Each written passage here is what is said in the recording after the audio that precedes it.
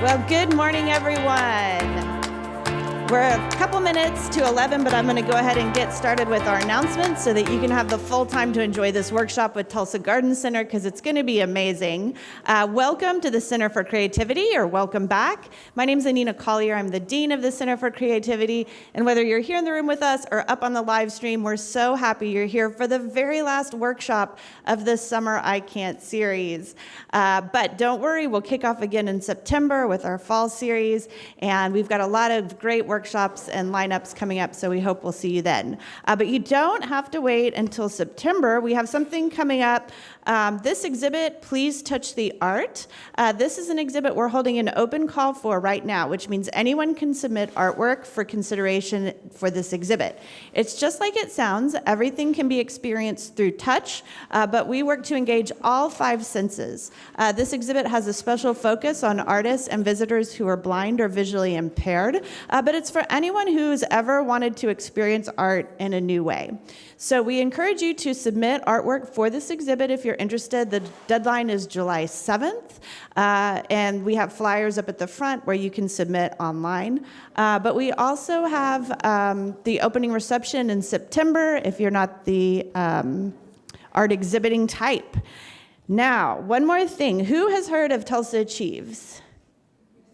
Few people. If you come to the I Can't workshops, you have to hear about this every time. But we're just working so hard to try to get the word out to every single young person in our community to make sure they know that if they graduate high school in Tulsa County, public, private, or homeschool, with only a 2.0 GPA, you get 2 years of free college at TCC. You can get an associate's degree with that. You can transfer it into a 4-year degree at one of our many, many partner institutions. People always want to know, what's the catch? There is no catch. This is something that the community and business and taxpayers have come together to provide an educated community and workforce. So please help make sure that everyone knows that this is available. We have some flyers over there at the check-in desk. And while I'm talking about the check-in desk, I want to thank TCC student Lily Barton, who's helped us today. You might know her mom, Cindy, from the I Can't workshop, so we appreciate her help. Our partner today is an amazing one, Tulsa Garden Center at Woodward Park. There's so much going on at Woodward Park, too. I don't know if maybe you can also kind of update us on that. But this is going to be a really fun workshop. We appreciate Tulsa Garden Center so much. I don't know if our event hall has ever been so fragrant with the basil and all. It's just amazing. You are in for a treat, so please help me welcome Tulsa Garden Center at Woodward Park. Good morning. Thank you so much for being here. My name is Lee Taylor. I'm the teaching garden manager for the Tulsa Garden Center. And then this is Brianna, our director of marketing and communications, and her daughter Rio, who is here helping us out. This morning we're going to be making dried flower wall hangings. Here are some samples. Ours will be a little bit smaller this morning, but you can scale up at home. They can be mostly herbs, mostly flowers. I've brought a mix for the tables. So we'll get to be really creative when we get to picking out our flowers. In your kit on the tables, there are the branches, some twine, and then the flowers in the center. To start with, hard to ignore the flowers, I get it. But we're gonna ignore those for a second, and first I want you to grab a ball of twine and pick out the twig that you want to use for your hanging piece. Now that you've got your twig picked out, you're gonna wanna figure out how you want to orient it against the wall. Like this one's got a little bit of a curve. It's got some twigs off the side. So depending on how I want it to look against the wall, I'm gonna kind of hold it in my hand and decide what my favorite side of it is. I think I want mine to look like this, where down is pointing towards me, so this is up and these are up. And then I'm going to need to find kind of 2 points that balance the twig. So when it's going up, I'm gonna actually probably have to have my lines fairly far out. So we can see that on these, right? How the points where it's holding up the twig are far out because this one hangs down. This one is a little bit different. Its balance points were a little bit further. out, and it's actually going to hang more at an angle like this due to the intention. So just kind of find those 2 points where you think you're going to be happy with the way it's going to hang. And then you're going to grab your bit of twine and unwind it. We don't need to cut it just yet. We're going to tie to our first point. So once we found those 2 points, we're going to unwind a bit and we're going to tie off.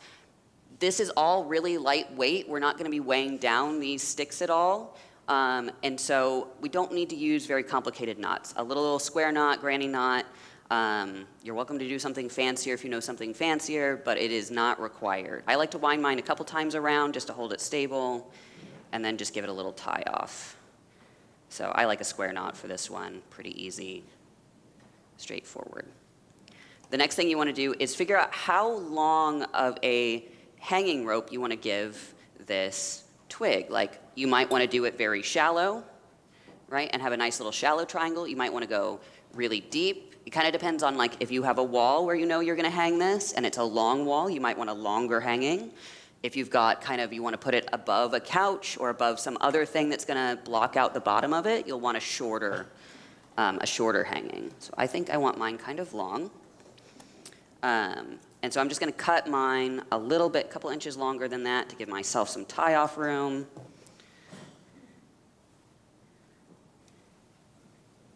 And I'm tying mine all the way at the end here. Now we're going to get to turn our attention to the flowers and herbs that I've brought for you all. So when drying flowers, most things will dry fairly well. There's a couple things you want to avoid when you're picking what things you want to dry from your own gardens or from a bouquet that you've purchased. And that is things with like fleshier leaves are going to dry more poorly because they're going to hold onto water for far too long. And so you'll end up with some, the potential for mold, which you definitely don't want in your plants. If you're cutting from your garden, there's a couple things that you want to know about that. First is it's best to cut early in the morning. It's best to cut on a dry day, which this morning was not. And there's actually certain stages of the plant that you want to cut ideally. And that is because as flowers dry, they lose a little bit of the integrity that holds them together. And so they'll do what's called shattering. We can actually see that a little bit on this one. See how as I'm gently rubbing this, I'm getting a little bit coming off of it. So this plant was a little bit older than it should have been when I cut it. However, as we're preparing for this class, we cut what we could from the garden that would be pretty. It should still hold up pretty well, but ideally you will cut your flowers much earlier in their flowering period. So like if we're thinking about a rose, if we were going to dry a rose, we would want to cut it when it's still kind of closed and not fully open. If it's fully open, it's far more likely to what's called shattering, where the petals will all fall off, or it'll become very, very delicate in that stage.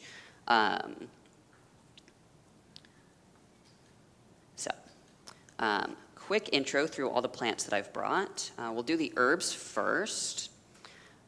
So we've got quite a few. This one is basil. It's got wide flat leaves. We've got 2 types of basil. This is sweet basil, and then we also have a Tulsi basil, which is a little fuzzier than this one. We have lemongrass. It's the only one with these long lanceolate leaves, so that's like sword-like leaves, right? Lemongrass. One of my favorite herbs is tarragon. It's going to smell a little bit like licorice. This is parsley. This is 2-year-old parsley because it's gone to flower. Parsley is a biennial, and so this one is getting ready to seed. But it's got really pretty flowers that dry fairly well. This is winter savory, probably an herb that you've not as familiar with, but it's a nice little savory herb from the Mediterranean. We have a very little bit of mint. Our mint was not very tall, so we only brought a little bit. This one's pineapple mint. It's got a really pretty variegated leaf there. Then we have, this is St. John's wort, a medicinal herb. Yarrow.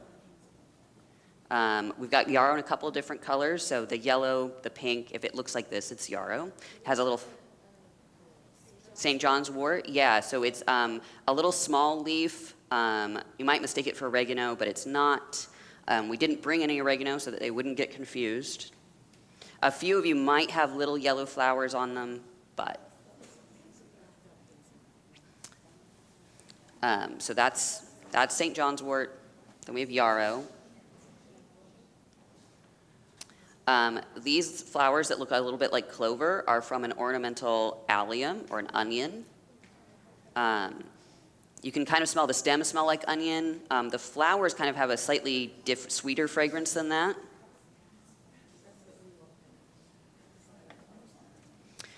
We have several different types of, this is actually a false sunflower, but we also have a coneflower. So there's a couple different of these yellow ray flowers.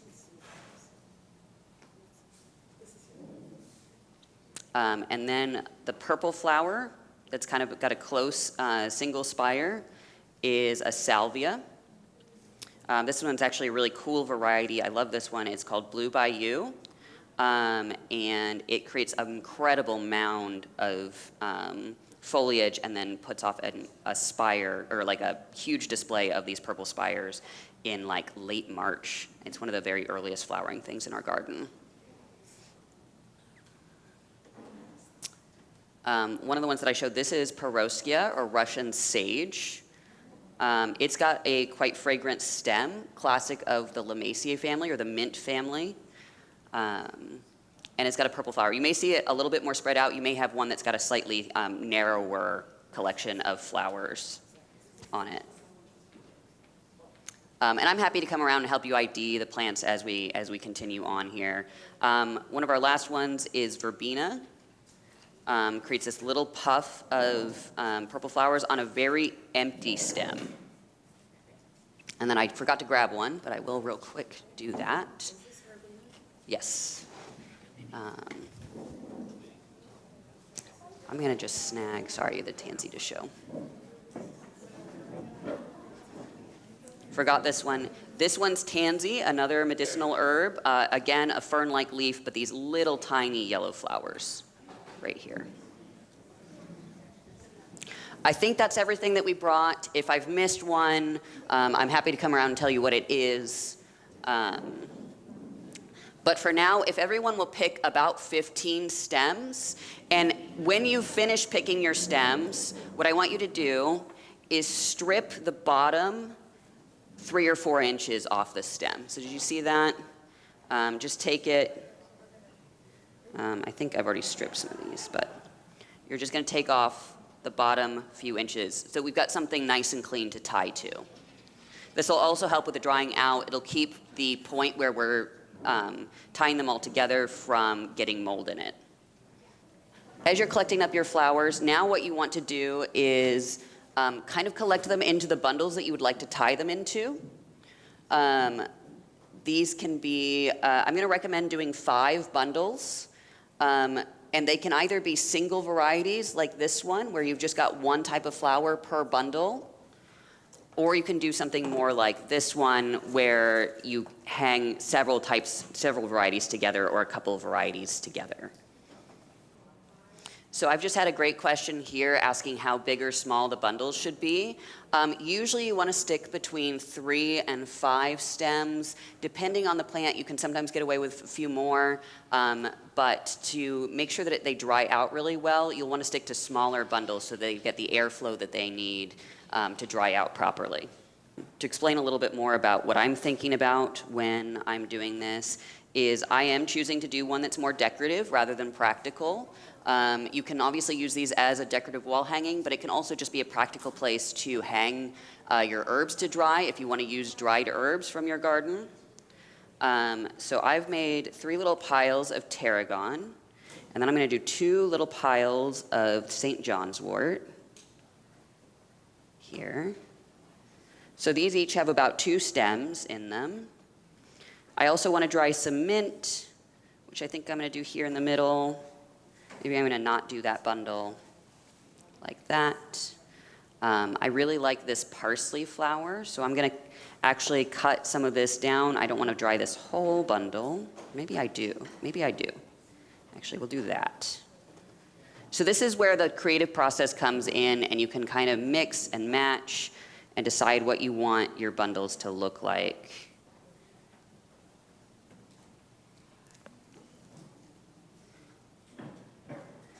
So like I like a very symmetrical design, but that doesn't mean that's what you have to stick to. Don't worry if some of your stems are a little on the long side. There'll be a point where we can adjust that and cut them down as we're bundling them up and tying them. What I want you to think about is what arrangement you kind of want to have with your bundles. So you can kind of do just like a nice big V so that it has kind of this draped look. You can adjust it into more of a straight line. You can have a gentler curve. You can make it do a little bit of a W shape, though I've got a long shape here in the middle. But if it was like that, you could do kind of this zigzag look. So as you're tying, this is something that you're going to want to be thinking about on the length of your twine for this. So I'm also going to be looking at my twig and kind of deciding what would look nice with the shape of my branch here. And I think a nice gentle curve would actually look pretty good. So mine's going to end up looking something, I'll have more distance between my herbs and the branch when I'm done tying, but this nice gentle curve will kind of mimic the curve of my branch. But it doesn't matter. You probably do want to stagger them at least a little bit because then they'll have more breathing room between the bundles. One thing I'm going to do is, this is actually a little bit larger than I would like it to be, so I'm going to cut it down to a few, like some smaller pieces. So I'm going to do this piece, and I think this piece. That wasn't really too big of a piece to dry, like it would dry just fine. But for the look of it, since this is going to be a more decorative one, I want it to be a little bit smaller than I originally had. I am going to strip this piece off just so it doesn't get in the way. And I'm kind of arrange these the way I want them to look. Okay, for tying, most of the time, a simple knot is going to be adequate for this. If you're going to be using these herbs, you might want to choose a knot that's a little simpler to untie, and I'm going to show you that one. I like to take the end of my twine and stick it partway through the bundle like this, and then wrap it a couple times around the stems, and then do a little simple tie off. I'm going to wrap it around one more time.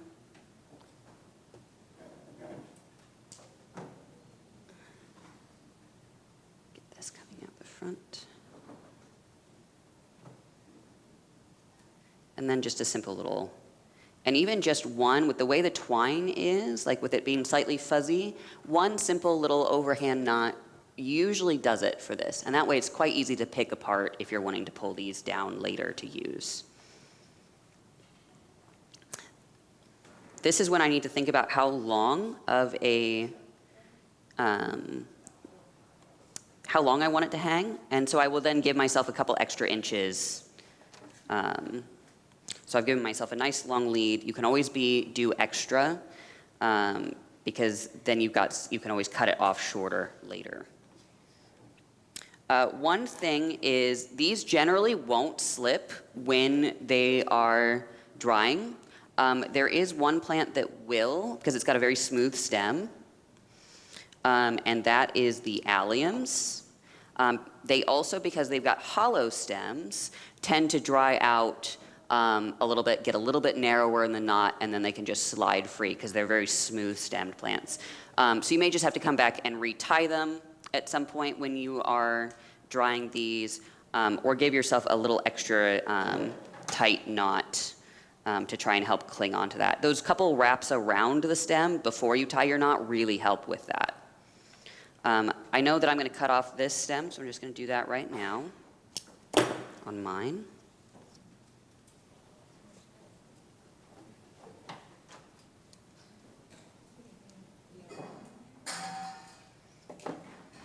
Find the end.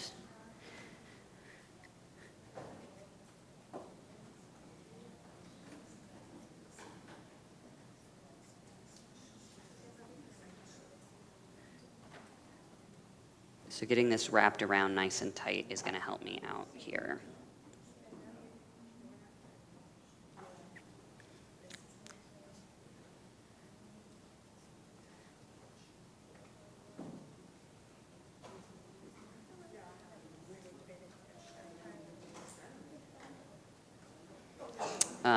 And we have plenty of twine up here, so if you use all of your little bundle, either grab another one at your table, or if they're all been used, we'll cut you some more twine.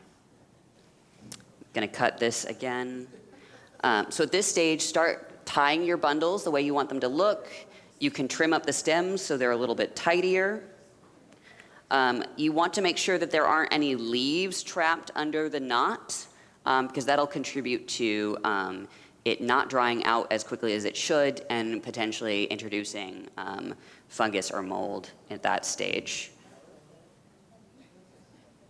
So yeah, you don't want to bundle up, wouldn't want to take this bundle of basil and tie it right at the leaves, because I could potentially get too much moisture trapped in that little spot. Okay, so that everyone can progress to the next step, I want to demo that. And I'm happy to demo it more than once. This is where we might want to use a slightly, not trickier knot. It's still a simple knot. We're going to do a little slip knot.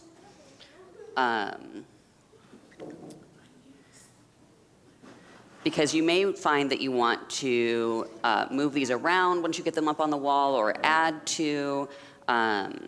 You can certainly do a more permanent knot if you know that these are going to, be an arrangement that you leave on your wall for a good long time. But if you're, drying a lot of herbs, you may want to, pull down the ones that are dry, put some fresh ones up, and this is a great way to do that pretty quickly. I'm actually going to reverse this because it's going to be easier to think about.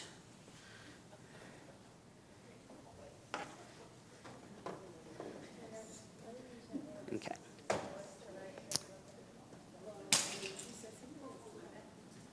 Okay. So I've got this arranged here. My middle section is going to go right here, kind of at this branching. I'll get these strings out of the way so everyone can see clearly. All right. So I kind of have an estimate of how far I want this to hang. I want the string to be about there. We're going to lay it under the branch, over, pass it back under, and then we're going to cross it over. So I've kind of crossed it back over to the left. I'm going to put it under the string, and then I'm going to make what's called a bite. So I'm going to make a turn here and pass it through that loop that I've just made. And tighten that all down.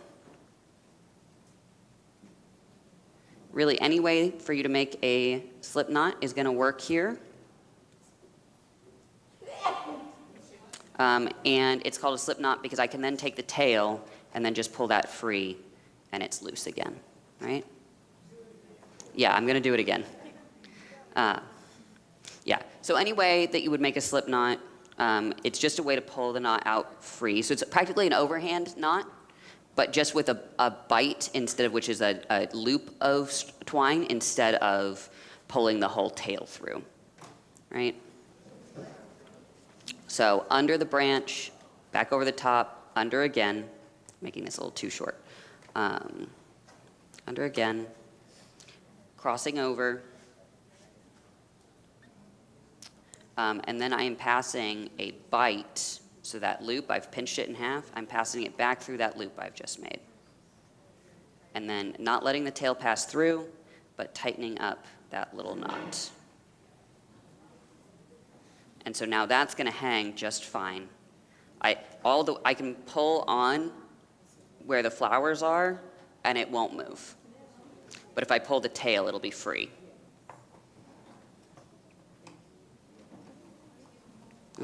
There we go. All right, I'm going to demo it one more time.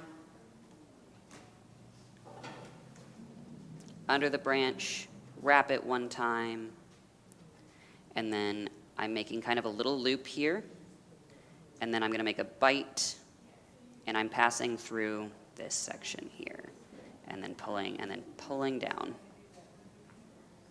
So on your tables, we've also passed out flyers for all of our upcoming workshops, classes, special events. There's so many cool things going on. There's something for everyone. Coming up there, like in the next couple of weeks, we have a really cool Evening in the Garden event called Sunset Slowdown. I'll be teaching a class on hydroponics in a couple of weeks, the 10th of July. A little bit later on, we've got a propagation class for houseplants, and then we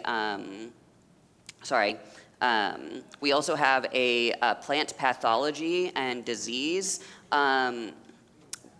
tour, essentially. We'll walk through the garden, and I will show you all the places where we have either recently treated pests or are currently suffering from a disease or pest infestation. That should be really cool if you've ever felt like, oh, you get to the middle of summer, your garden's overwhelmed.